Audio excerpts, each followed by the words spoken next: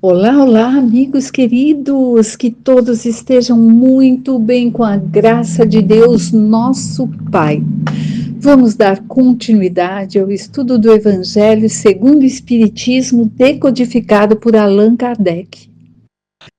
E nós estamos no capítulo 5 do Evangelho, Bem-aventurados aflitos. Nós vimos na palestra anterior, no estudo anterior, que as aflições, elas acontecem, nós passamos por momentos aflitivos.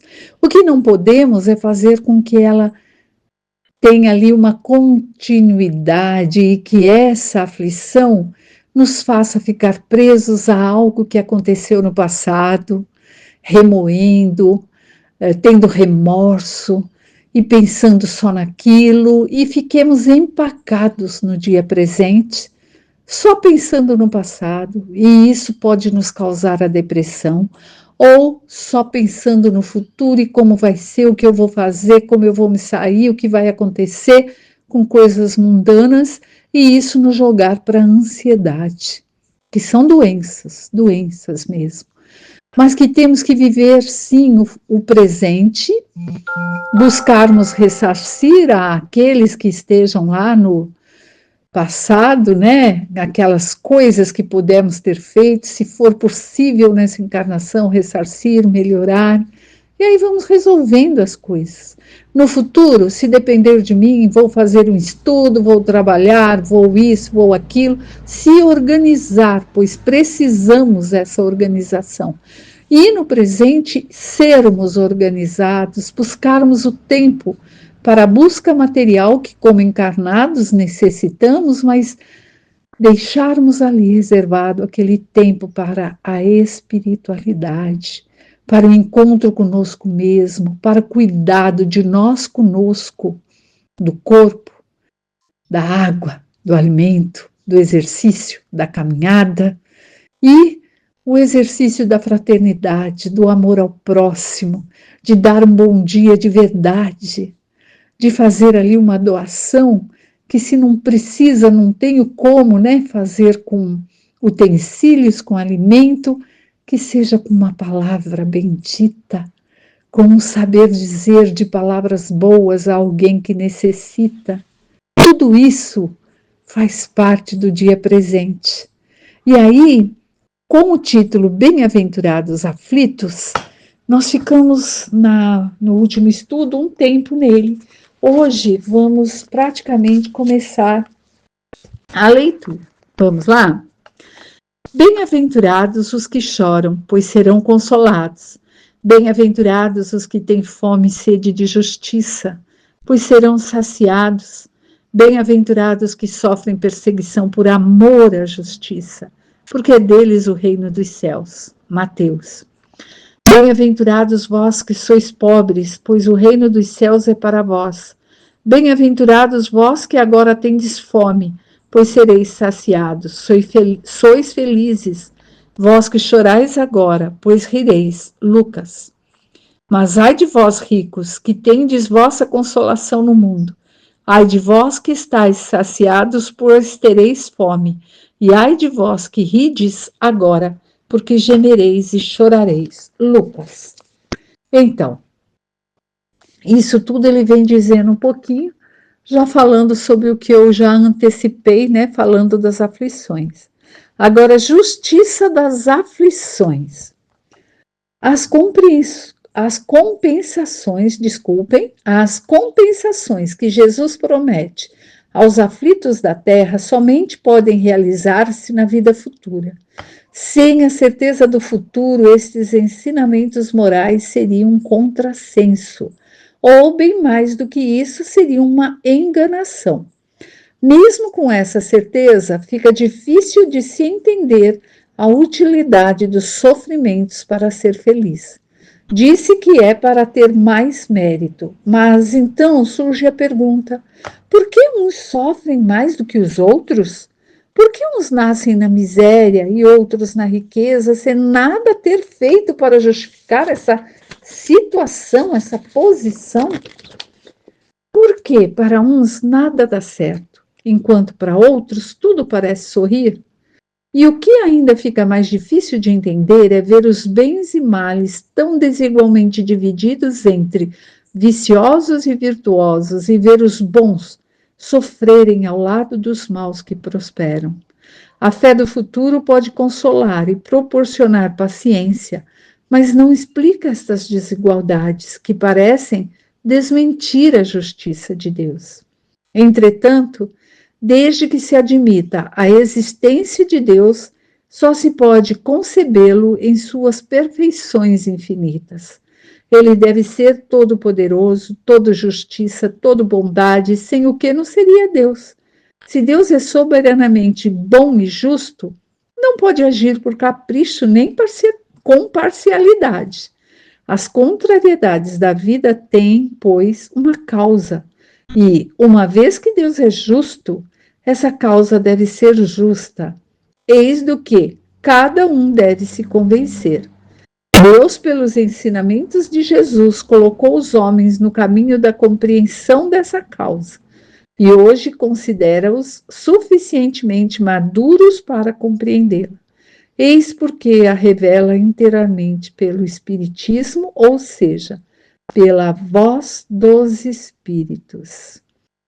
E aqui, gente, quando ele fala, né, nesse hoje, ó, o caminho e compreensão dessa causa, e hoje considera-o suficientemente maduro para compreender que só há essa compreensão dessa desigualdade total que há entre uns e outros, entre nós aqui encarnados, se entendermos e compreendermos e aceitarmos que há uma vida futura, porque sem essa certeza do futuro, como está ali, esses ensinamentos morais seria contrassenso.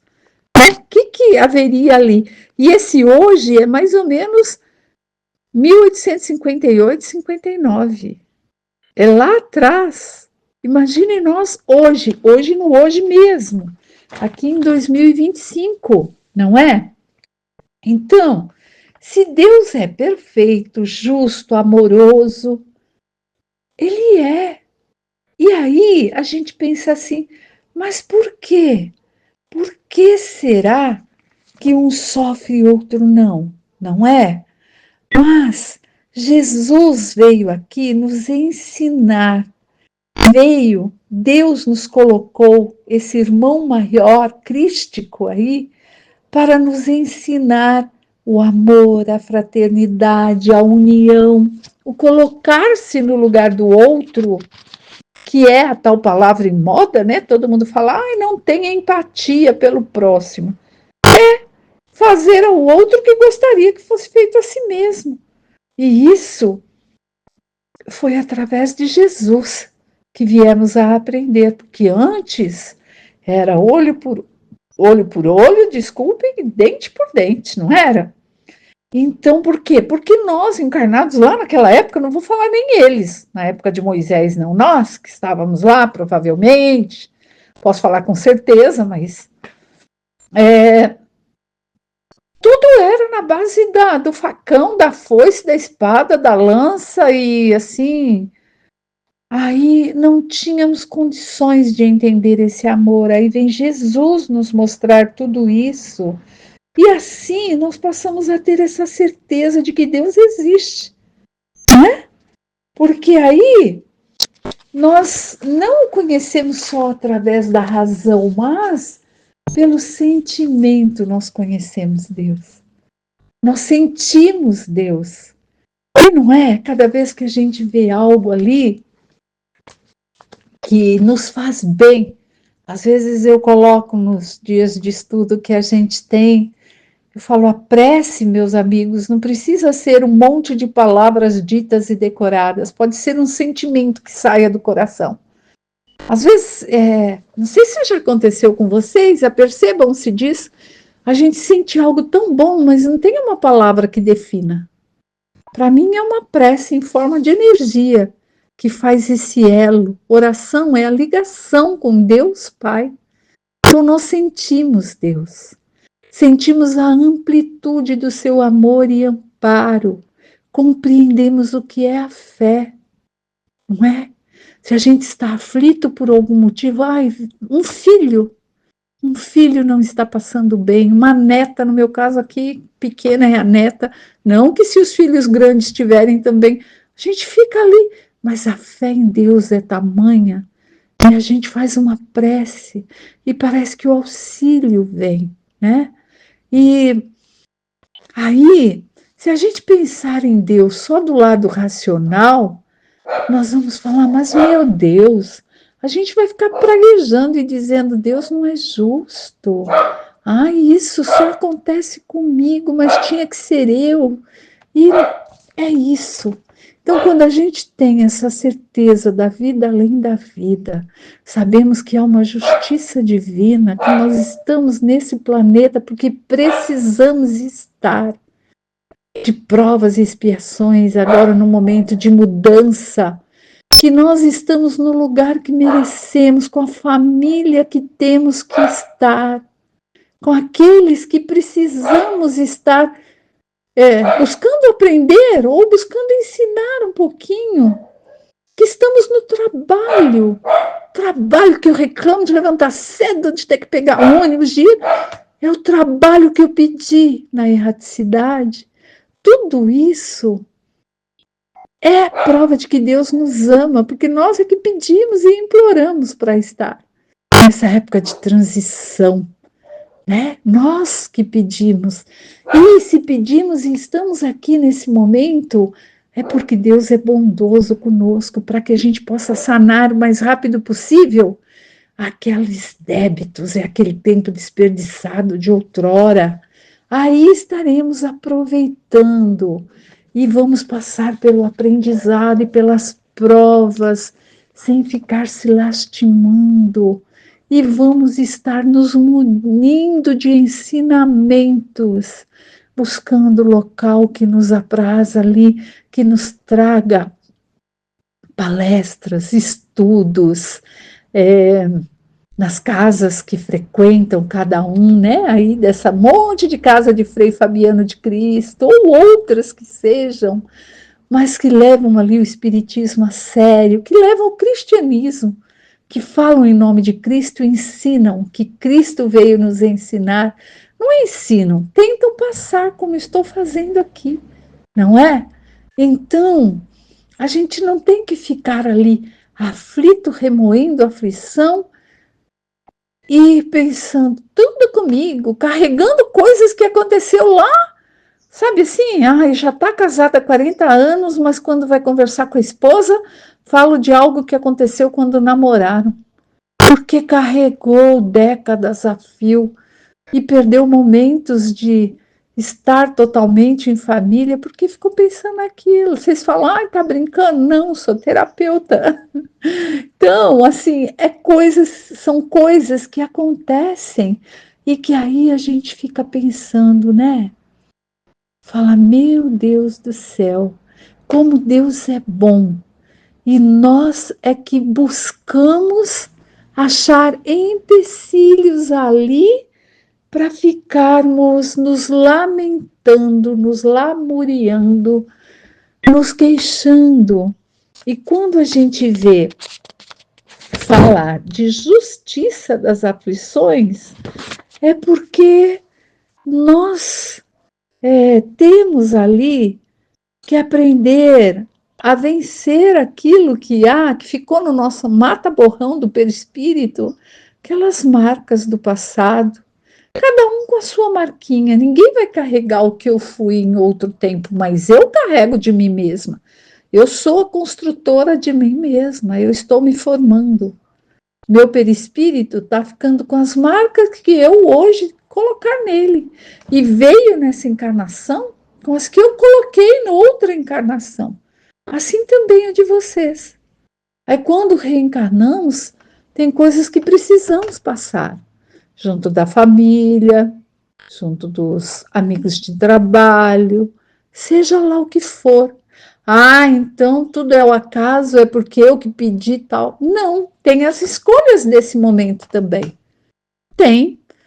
Nós já vimos, eu não vou saber citar para vocês em que livro, nem quem foi que disse. mas eu já ouvi numa palestra, acho que foi seu Antônio que nos disse, lá no Centro Espírita União, lá não, aqui, né, eu estou aqui em Cipó, e há muitos anos eu ouvi de seu Antônio, uma leitura que ele fez, ele disse que tinha um senhor e que na erraticidade ele usou tanto a mão para cometer atrocidades que ele pediu para na próxima encarnação, se possível fosse, ele queria perder a mão para ele sentir como ela faz falta de não poder fazer o bem. Aí ele nasceu, ficou com a mão muito tempo, e foi, trabalhou e veio nesse intuito de mudar, embora não lembrasse do pedido, porque senão a gente fica atemorizado e fica paralisado, não quer fazer nada, né? Mas, assim, ele buscou se melhorar, ele buscou aperfeiçoar-se, a conter os momentos de raiva, a fazer a tal reforma íntima que a gente sempre ouve. Não é mudar o outro, tem que mudar a mim. Ele tentou fazer tudo isso e teve méritos ali, né? Foi angariando tijolinhos por tijolinhos das coisas que ele conseguiu sanar. Quando chegou numa determinada idade, ele trabalhava com algum maquinário, que eu também não lembro do que era, e ele sofreu um acidente. E ele perdeu o dedinho dele, dedinho mindinho, se eu não me engano. E aí, todos os colegas, todo mundo ficou muito preocupado, tal. Ele passou por essa prova e o pessoal fazia essa pergunta que eu comentei aqui no diálogo que eu estava fazendo com vocês, assim, mas, poxa vida, tinha que ser com ele. Um homem tão bom, que faz tantas coisas boas, tinha que perder o dedo. Poxa, tanta gente aí que não presta atenção no que faz. Não, sabe, essa mania de julgar que nós às vezes ainda temos. Vamos nos cuidar, porque é um erro. Nós não somos Deus e eu não sou juíza. E se formos, é para julgar dentro lá do lugar certo, quando há uma audiência. Não fora, dentro de casa, com os parentes, com os amigos. E aí, depois foi sabido, né? Ele, lógico que no momento não soube, ele sarou e continuou trabalhando e tal. Mas quando desencarna, ele vê que devido à mudança que ele conseguiu fazer com ele próprio, o que ele tinha pedido não foi mais necessário passar pela prova que seria muito drástica, já que ele conseguiu se melhorar. Então, isso é maravilhoso. E aí muitos vão falar, nossa, mas ainda tinha que perder o dedinho. Tudo tem um porquê nessa vida, não é, meus amigos amados? Então, vamos nós aprender a olhar com um olhar mais bondoso para as aflições que passamos no dia a dia, pelas provas, né?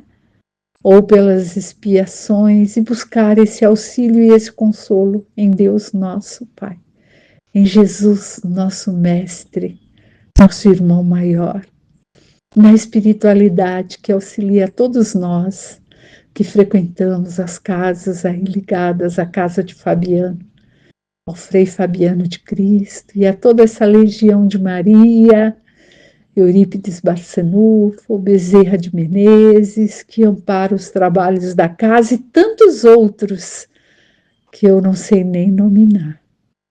Fique em paz, que Deus os abençoe e até o próximo estudo.